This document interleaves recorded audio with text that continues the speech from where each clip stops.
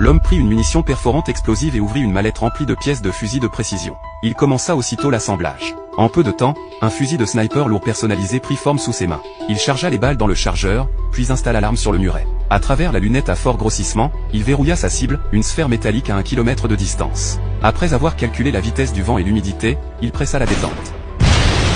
L'effet fut dévastateur, le projectile perça un trou béant dans tout l'immeuble. Son coéquipier fut stupéfait par la puissance de l'arme.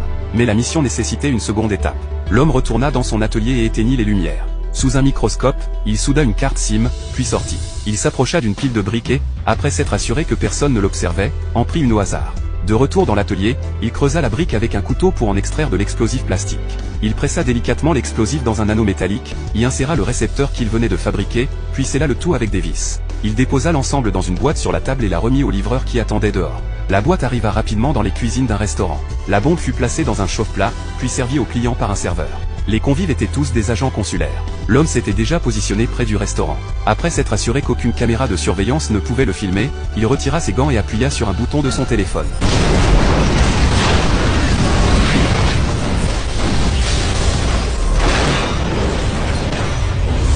Le restaurant huppé se transforma instantanément en enfer.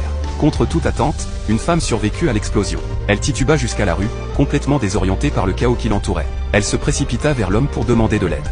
Mais celui-ci sortit son pistolet. À cet instant précis, une bonbonne d'oxygène explosa à proximité. La femme profita de la diversion pour s'enfuir immédiatement.